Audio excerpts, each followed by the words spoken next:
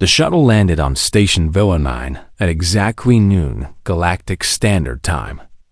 The doors opened with a soft hiss, and out stepped a girl who looked like she belonged in a classroom on Earth. Not on a space station filled with aliens from 100 different worlds. Her name was Yuna. She was 16 years old. She came from Seoul, a city on a small blue planet that most of the galaxy had never heard of until 50 years ago. She wore her old high school uniform because the academy had not yet sent her the proper clothes. The navy blazer hung a little loose on her shoulders. Her pleated skirt moved gently as she walked. Her hair was tied back in a simple ponytail. She carried one bag. Inside it were clothes, a few books, a photo of her family, and a small stuffed animal that her younger brother had given her before she left. She had promised him she would keep it safe. The station was enormous. Yuna had seen pictures before she came. The pictures could not prepare her for the real thing. The ceilings rose so high that clouds formed near the top. The walls were made of something that looked like glass but felt warm when she touched it. Lights floated in the air without any wires. Everything was clean and smooth and beautiful. And everywhere she looked, there were aliens. Some of them were tall and thin, their bodies made of something that looked like crystal. Light passed through them and broke into rainbows. These were the Velari, she remembered from her studies. They came from a world with 3 suns. Others were covered in hard shells, with many legs and arms. Their eyes were large and black and never blinked. These were the Morath. They were warriors, her teachers had told her. They respected strength above all things. There were others too. Beings with fur and feathers. Beings that floated. Beings that seemed to be made of liquid or smoke or light. Yuna had studied about them, but seeing them in person was different. Her heart beat fast in her chest, but she kept her face calm. She kept walking. Nobody spoke to her at first. They just watched. Yuna could feel their eyes on her. She heard whispers in languages she did not understand. She caught words here and there in Galactic Common, the language everyone learned. Human, someone said. From the Deathworld, another added. So small, so soft. Yuna pretended not to hear. She had been warned about this. Humans were new to the galactic community. Most species had been traveling between stars for thousands of years. Humans had only left their planet a few decades ago. To everyone else, they were primitives, children, curiosities. She found the registration office and gave her name. The official behind the desk was a Korath, a being with 6 limbs and skin that changed color when it moved. It looked at her for a long moment before processing her information. Yuna, it said. From Earth, Terran Exchange Program. You are the first human student at this academy. Yes, Yuna said. She bowed her head slightly, the way she had been taught at home. Thank you for having me. The Korath made a strange sound. Yuna was not sure if it was laughing or coughing. Room 7 to 14, it said. Your roommate is Velari. Try not to break anything. Yuna nodded and took her room key. She did not ask what it meant by that. She just walked away with quiet steps, her bag over her shoulder, her eyes looking straight ahead. Her room was small but comfortable. There were 2 beds, 2 desks, and a window that looked out at the stars. Her roommate was already there when she arrived. The Velari girl was beautiful in a way that Yuna had never seen before. Her body was made of pale blue crystal that caught the light and scattered it across the walls. Her eyes were like diamonds. When she moved, she made a soft, chiming sound, like wind through glass bells.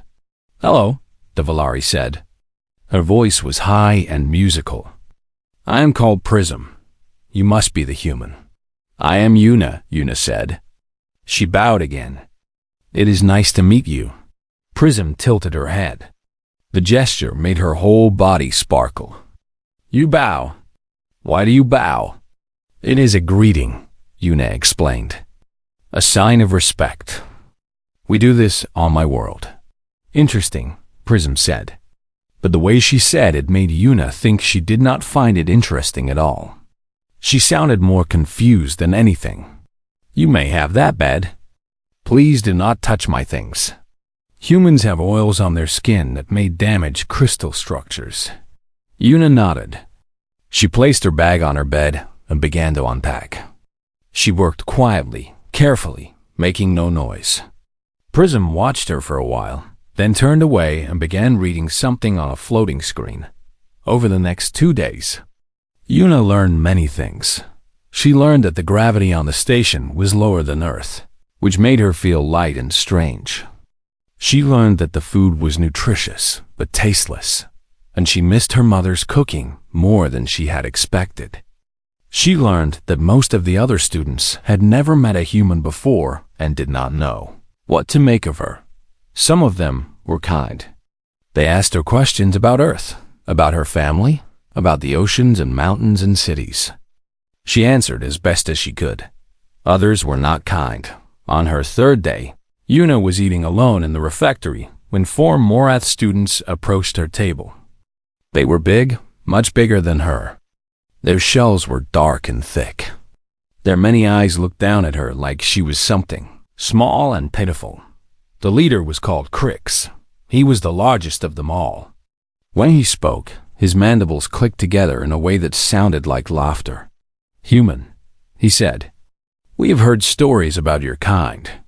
They say you come from a world where everything tries to kill you. They say you are survivors." He leaned closer. His breath smelled like metal. "But you do not look like a survivor to me. You look like prey." Yuna put down her eating utensil. She looked up at Crix. Her face showed nothing. Her hands rested flat on the table. "I am just a student," she said softly. "I do not want any trouble." Crix made that clicking laugh again. The other Morath joined him. "Prey always runs from trouble," he said. "Show us how you beg, little human. Show us how your kind survives." He reached out with one of his arms to grab her shoulder. What happened next was so fast that the security cameras would need to slow the footage down to 20% speed just to see it. Clearly, Yuna moved.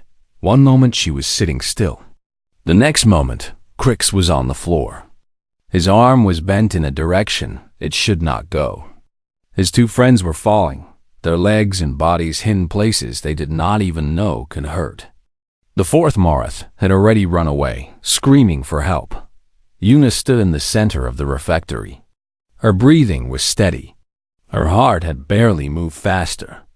Around her, dozens of alien students stared in complete silence. No one moved. No one spoke.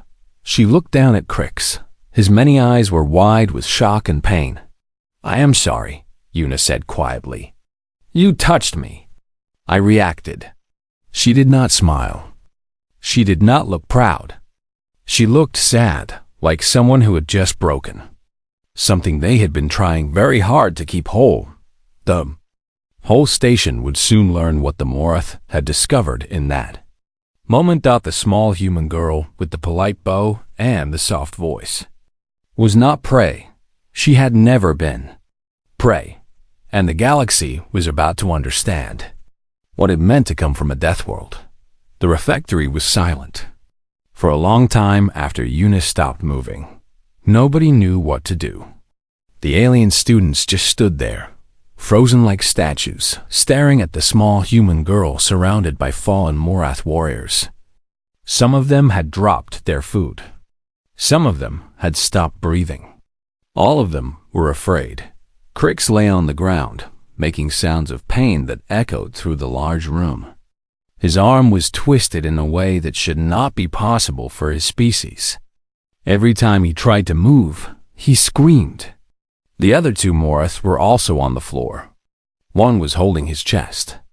The other could not move his legs at all. Yuna stood very still. She looked at her hands like she did not recognize them. Then she looked back at Crix, and something like sadness crossed her face. "I did not mean to hurt you so badly," she said. Her voice was soft, almost a whisper. "But you grabbed me." My body moved on its own. Crix could not answer. He was in too much pain. Security arrived 3 minutes later. 5 officers came running into the refectory with weapons drawn. They were a mixed team of different species. Their leader was a tall Velari with cracks in his crystal body from old injuries. He took one look at the scene and then stared at Yuna with wide, unbelieving eyes. "What happened here?" he demanded. "She attacked us," Crix managed to say through his pain. "The human attacked us without warning." The security leader looked at Yuna. She was small. She was wearing a school uniform. She had a ponytail and no weapons of any kind. She looked like a child. Then he looked at the 3 Marth warriors on the ground. Each of them was at least twice her size. Each of them was known to be a strong fighter. Each of them had been completely defeated. "Is this true?" he asked Yuna. "Did you attack them?" Yuna shook her head slowly. "No, they surrounded me. They told me to beg. Then the big one tried to grab my shoulder. I defended myself." "Lies," Crick shouted. "She is a savage. A monster." The security leader held up a hand. "We have cameras. We will see what happened." They reviewed the footage in the security office. Yuna sat in a chair in the corner, her hands folded in her lap, waiting quietly. Several officers stood around a large screen, watching the events play out in slow motion. What they saw made them go very quiet. The footage showed Crix and his friends approaching Yuna's table. It showed them talking. It showed Crix leaning forward, saying something threatening. Then it showed him reaching for her shoulder. And then it showed Yuna. She moved so fast that the cameras could barely capture it. In the time it took a normal person to blink, she had already grabbed Crix's arm, twisted it against the joint, and thrown him to the ground. Before he even hit the floor, she had struck one of his friends in the chest with her palm and kicked another in the leg joint. The movements were smooth and precise. There was no wasted motion, no hesitation. It was like watching a machine designed for one purpose, to neutralize threats with maximum efficiency. The whole thing took 1.3 seconds. When it was over, the officers just stood there, watching the screen with blank faces. "Play it again," one of them said. They played it again, and again, and again. Each time, they saw the same thing. A small human girl moving faster than they thought possible, hitting harder than her size should allow, taking down warriors without breaking a sweat. Finally, one of the officers spoke. His voice was shaky. "She pulled her strikes," he said. "Look, she could have killed them. She chose not to." Everyone looked at Yuna. She was still sitting in the corner, still quiet, still looking sad. She did not look like a killer. She looked like a teenager who wanted to go home. The news spread through the station like fire. By that evening, everyone knew about the human girl who had defeated 3 Marth warriors in less than 2 seconds. Stories grew with each telling. Some said she had killed them. Some said she had used a hidden weapon. Some said she was not really human at all, but some kind of biological war machine. Instructor Talif requested to speak with her. He was one of the senior teachers at the academy, a Korath scholar who had lived for over 400 years. He had seen many things in his long life. He had studied many species, but he had never met a human before. Yuna came to his office in the evening. She bowed when she entered, that same polite bow she always gave. She sat in the chair across from his desk and waited for him to speak. Talif studied her for a long moment. He looked at her small hands, her soft skin, her young face. There was nothing about her that seemed dangerous, nothing that seemed threatening. And yet, he knew what she had done. He had seen the footage himself. "Tell me about Earth," he said finally. Yuna looked surprised by the question. What would you like to know? Everything, Talib said. I want to understand what kind of world creates someone like you. So Yuna told him.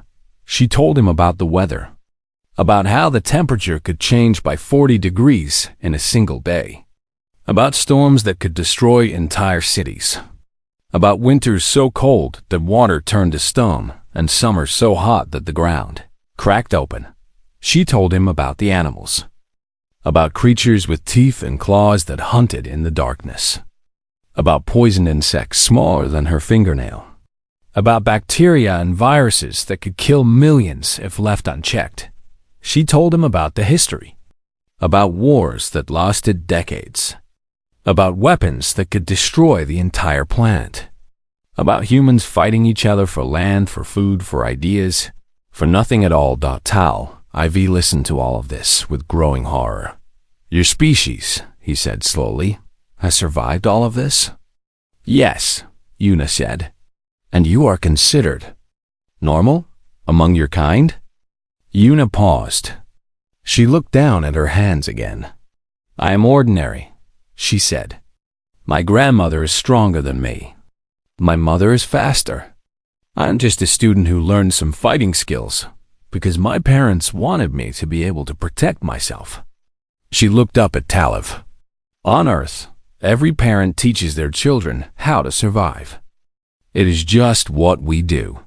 Talib felt something he had not felt in a very long time.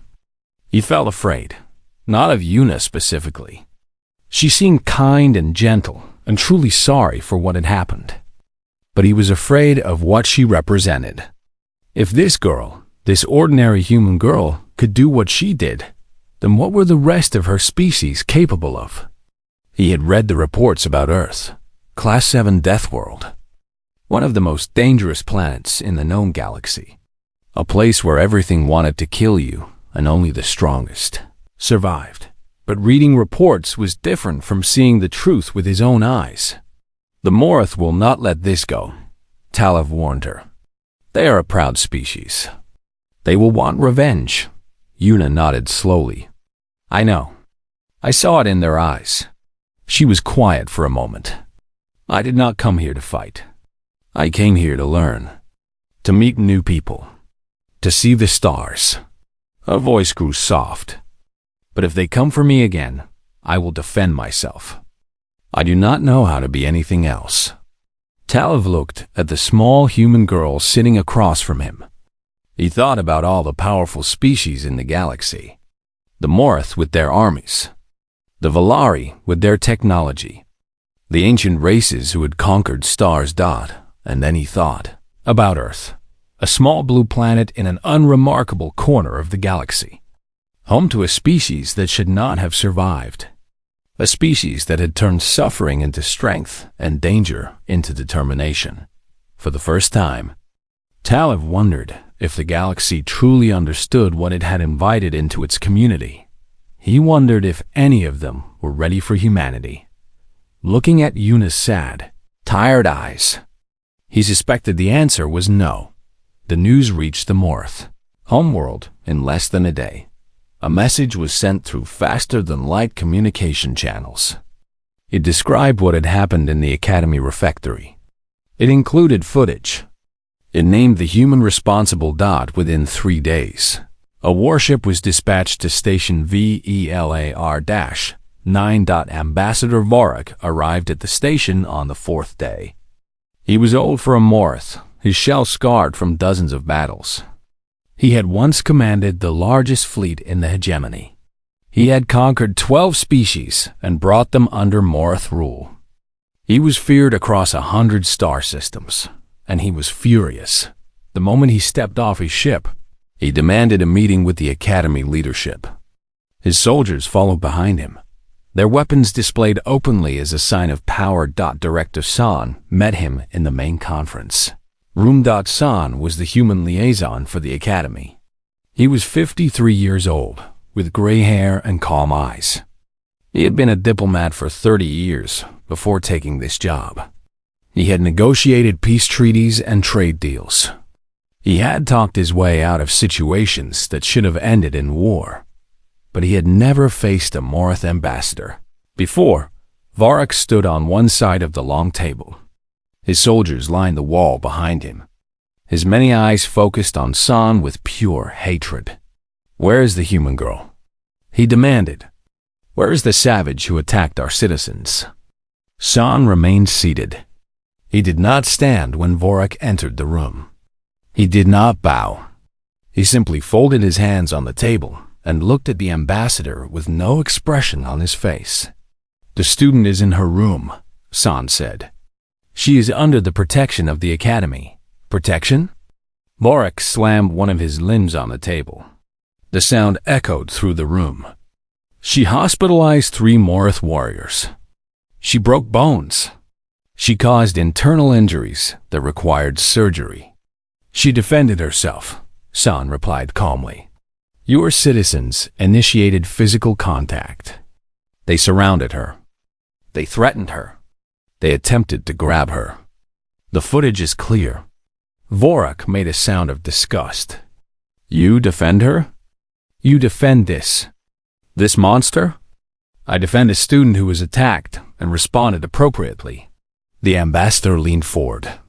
His voice dropped low, becoming dangerous. "Let me tell you what I see, human. I see a species that has been part of the galactic community for less than a century. I see primitives who barely understand faster than light travel. I see weak, soft creatures who should be grateful that we allow them to exist." He bared his mandibles in what might have been a smile. "And I see an opportunity to teach your species its proper place." San did not react. He just watched Vorak with those calm, steady eyes. "What do you want, Ambassador?" "I want the girl," Vorak said. "She will be taken to a Morith correction facility. She will be punished according to our laws. And your species will learn what happens when you harm a Morith citizen." The room went very quiet. San let the silence hang in the air for a moment.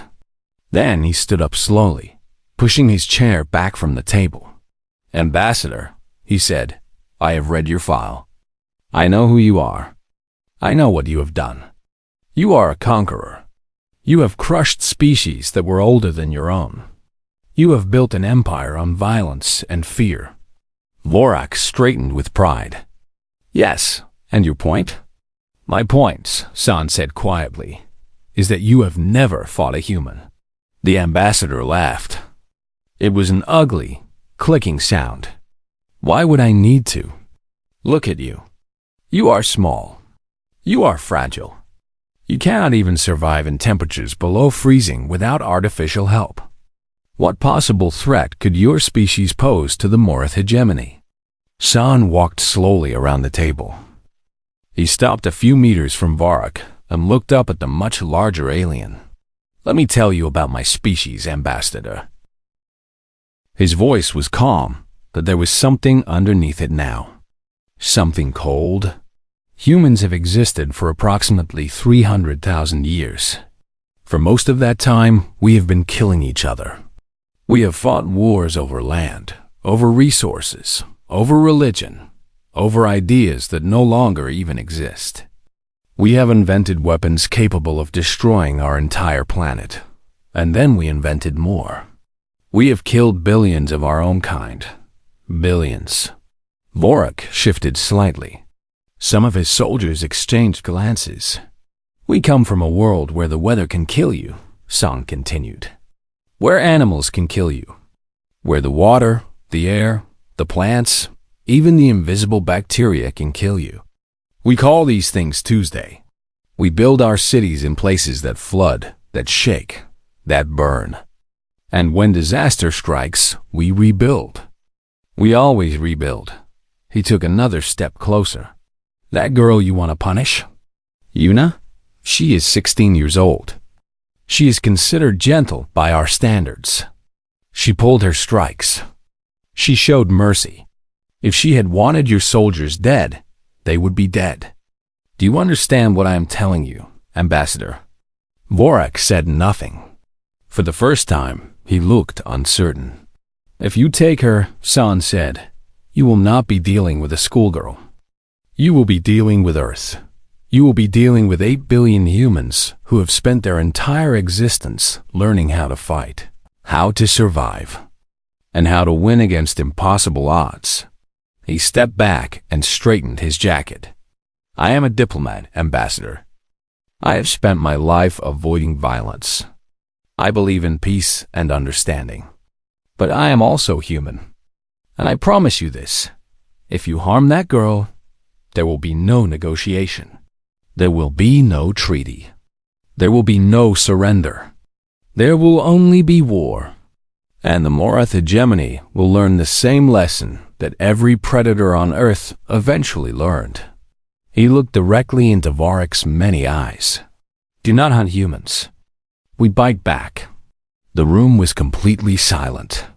Even the Morath soldiers seemed frozen in place. Varroc stared at San for a long time.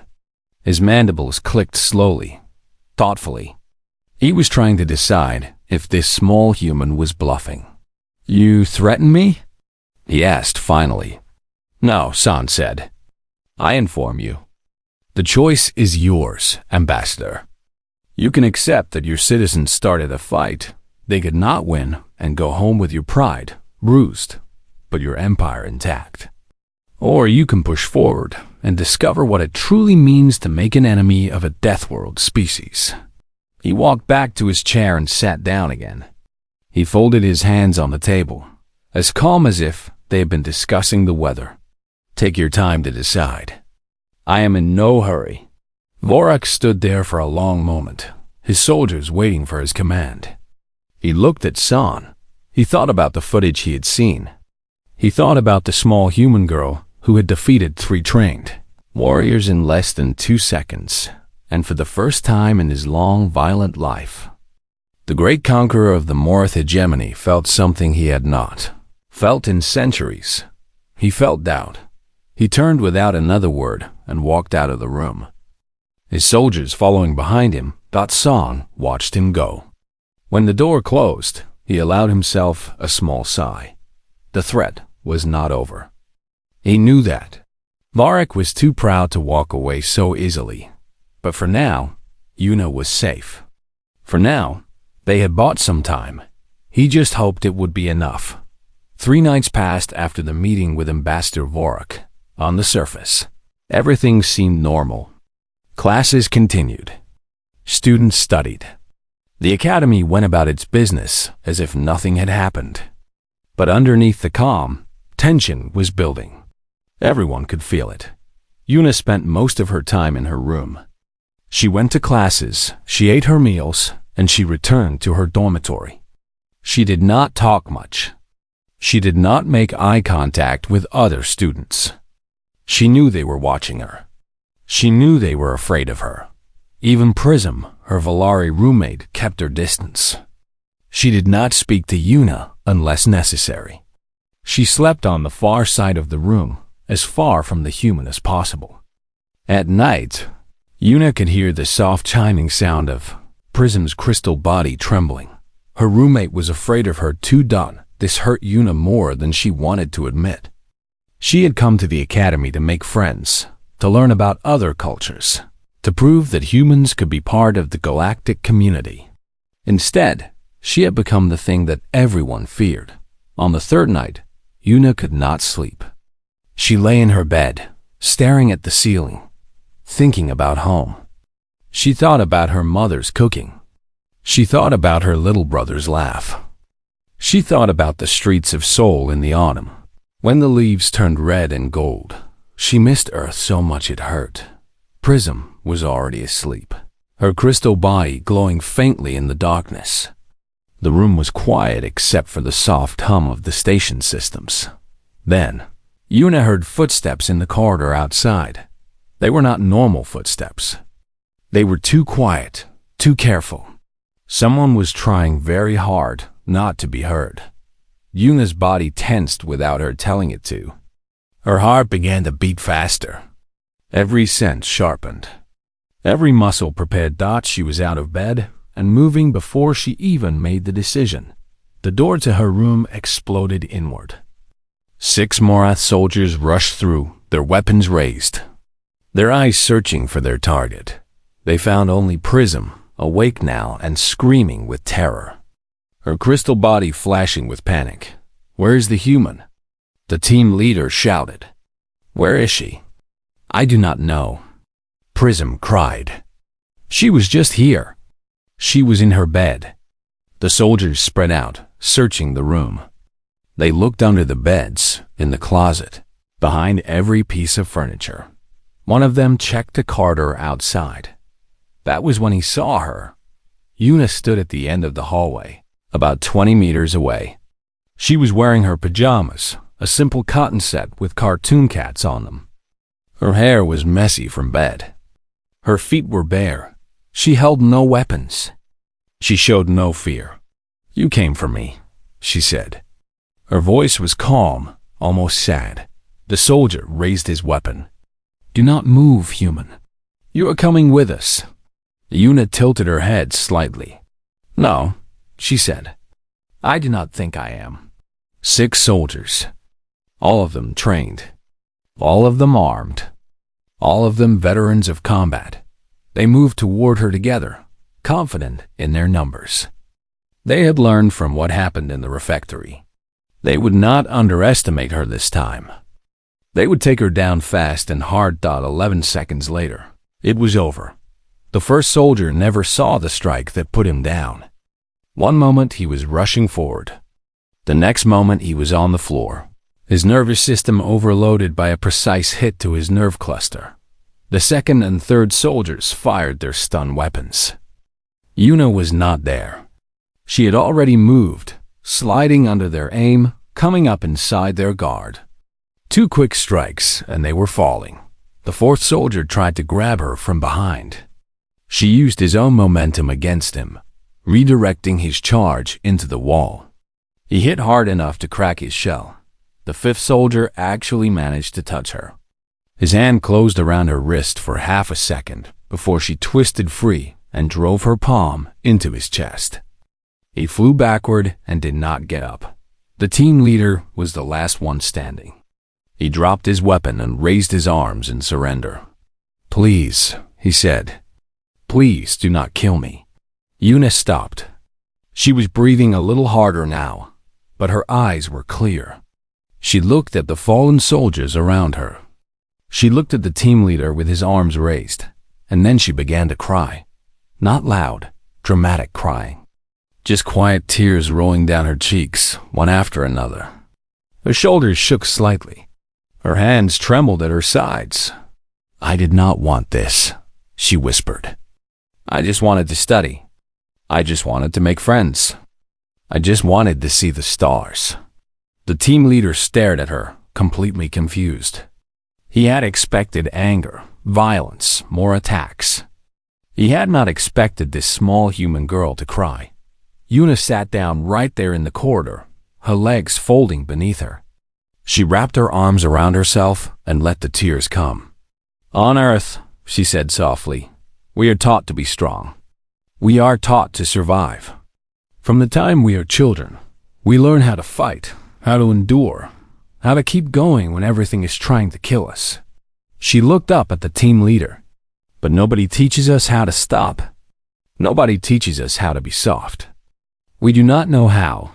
Security arrived minutes later. They found Una sitting in the corridor, surrounded by unconscious Morith soldiers. She was still crying, still hugging herself, still looking like a lost child rather than the warrior who had defeated 6 armed enemies. Instructor Talev was one of the first to reach her.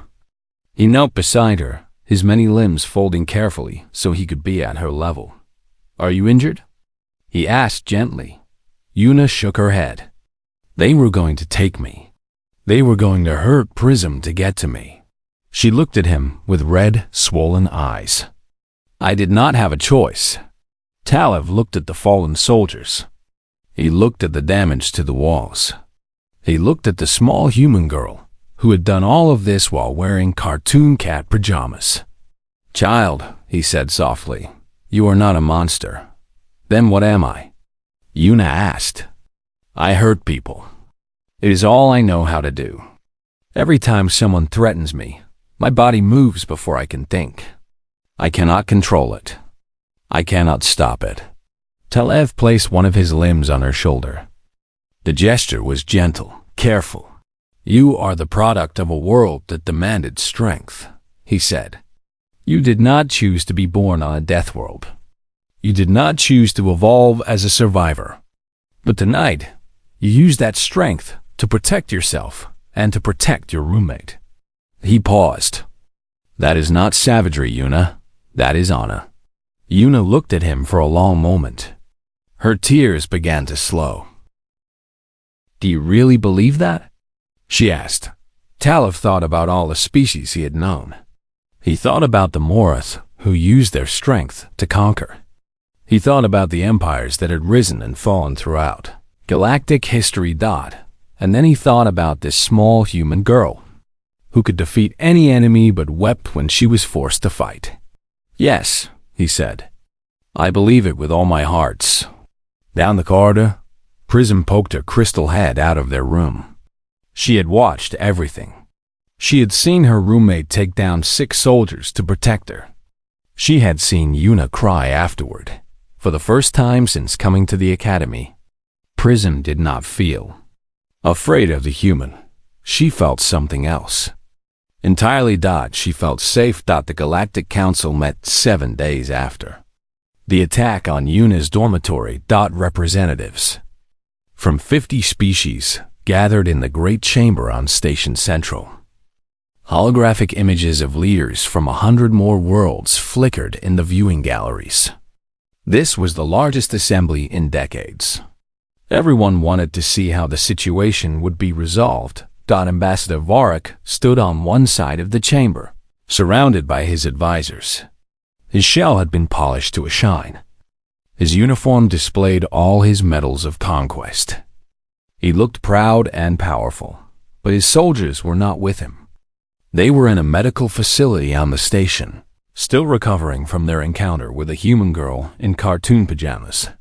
Director Sang stood on the other side. He wore a simple dark suit, nothing special. Beside him stood Yuna, dressed in her academy uniform with the navy blazer and pleated skirt. She looked small. She looked young. She looked like exactly what she was, a 16-year-old student who wanted to go home. But everyone in the chamber knew what she had done. The footage had spread across the galaxy. Everyone had seen the small human defeat 9 Morath warriors in 2 separate incidents. Everyone had watched her move faster than their eyes could follow. The council chair, an ancient being of light and energy, called the assembly to order. We are here to discuss the incidents involving the human student known as Yuna, the chair announced. Ambassador Vorak of the Morath hegemony, you have filed formal complaints. You may speak first. Vorak stepped forward. His mandibles clicked with barely controlled anger. This human attacked our citizens without provocation, he said. She hospitalized 3 students and 6 trained soldiers. She is a danger to everyone on this station and should be removed immediately. Murmurs ran through the chamber. Some species nodded in agreement. Others looked uncertain. Furthermore, Vorak continued, we demand reparations. The human government must pay for the medical expenses of our injured citizens. And the girl herself must be turned over to Morath authorities for proper punishment. Director San raised his hand to speak. The chair acknowledged him with a gesture. The council has reviewed all available footage, San said calmly. In the first incident, 3 Morath students surrounded Yuna, verbally threatened her, and attempted physical contact. She responded with defensive force. In the second incident, 6 armed soldiers illegally entered her dormitory at night with the intent to kidnap her. Again, she defended herself. He looked at Vorak directly. In both cases, the Morath initiated the conflict. In both cases, Yuna used the minimum force necessary to protect herself. She did not pursue fleeing opponents. She did not attack anyone who surrendered. She even called for medical help after the second incident. Vorak made a sound of disgust. She is a savage from a savage world. Look at her. She pretends to be innocent, but underneath that soft skin is a killing machine. That may be true, San replied. Being capable of violence is not the same as being violent. Yuna has never started a fight. She has only finished them. The chamber erupted in discussion. Species that had never thought about Earth began asking questions. Species that had dismissed humans as primitives began to reconsider. The council chair called for order. "We will review the evidence and make our decision," the chair announced. "Ambassador Vorak, Director Shan, you are both dismissed until we reconvene." 3 hours later, the council announced its verdict. The Morath hegemony was formally censured for the unauthorized military action against a student. Ambassador Vorak was recalled from his position and sent home in disgrace. The soldiers who had attacked Yuna's dormitory were charged with attempted kidnapping and would face trial. Yuna was cleared of all wrongdoing. The council recognized her actions as legitimate self-defense. Furthermore, the Academy implemented new guidelines for interactions with what they now called high-gravity species students. Humans, it seemed, required special understanding. After the announcement, Yuna found herself surrounded by reporters and curious aliens, all wanting to talk to the human girl who had defeated Morath warriors. She answered their questions politely, bowing to each of them in that way she had been taught on Earth. When she finally escaped the crowd, she found Prism waiting for her outside the chamber. The Valari girl looked different now. She no longer kept her distance. She no longer seemed afraid. "I never thanked you," Prism said softly, "for protecting me, for making sure they could not hurt me to get to you." Yuna shook her head. "You are my roommate. Of course I protected you." "I was not kind to you," Prism admitted. "When you first arrived, I thought you were dangerous. I kept away from you because I was afraid. And now?" Prism's crystal body glowed warm and bright. "Now I know you are dangerous, but I also know you are kind. The two things are not opposites. You showed me that." She reached out with one crystalline hand and took Yuna's hand in hers. The touch was cool and smooth, like holding a piece of polished glass. "Will you teach me about Earth?" Prism asked. "I want to understand your world. I want to understand you." Yuna smiled. It was the first real smile she had shown since arriving at the academy. "I would like that," she said. They walked back to their dormitory together, hand in hand. Other students watched them pass. Some still looked nervous. Some looked curious. But none of them looked at Yuna with pity anymore. She was not the weak creature they had imagined. She was not the simple primitive they had dismissed. She was something new. Something the galaxy was still learning to understand. That night, Yuna sat by the window in her room, looking out at the stars. Somewhere out there, far across the darkness of space, was a small blue planet called Earth. Her home. Her world. The place that had made her who she was. She thought about all the humans who were still there. 8 billion people living their lives, unaware that a 16-year-old girl had just changed how the galaxy saw them. Ordinary people who could do extraordinary things when pushed. Gentle people with the capacity for violence. Survivors from a world that never stopped testing them. Prism came to sit beside her. The Valari's crystal form reflected the starlight, filling the room with soft rainbows. "What are you thinking about?" Prism asked. "Home," Yuna said. "My family. My friends. All the people on Earth who have no idea what happened here. Do you miss them?" "Every day." Prism was quiet for a moment.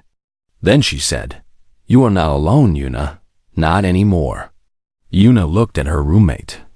At this beautiful crystalline being who had been so afraid of her and now sat close enough to touch. "No," she agreed softly. "I am not alone." She turned back to the window. Somewhere in the distance, a ship flew past the station, its lights blinking against the endless black. The galaxy was vast and strange and often cruel. There were species that would fear humans forever. There were powers that would try to destroy them. There were challenges that Yuna could not even imagine waiting in the future. But she was not afraid. She had been born on a death world. She had survived earthquakes and storms and diseases. She had learned to fight before she learned to read. She carried the strength of her ancestors in her bones and the determination of her species in her heart. She was small. She was soft-spoken. She still wore her old school uniform because it reminded her of who she was before she came to the Vi. Stars. But she was human. She was a daughter of Earth, and she had already shown the galaxy what that meant. Somewhere in the vastness of space, on that small blue planet, 8 billion more like her were living their lives. Laughing, crying, fighting, surviving. Hiding their claws behind gentle smiles. Keeping their strength tucked away until it was needed. The galaxy had only seen one. Human girl. It had no idea what was coming, but it would learn. One day at a time. One encounter at a time, humanity would teach the stars what it meant to come from a death world. And Yuna, the schoolgirl with the kind heart and the warrior's hands, would be there to show them the way.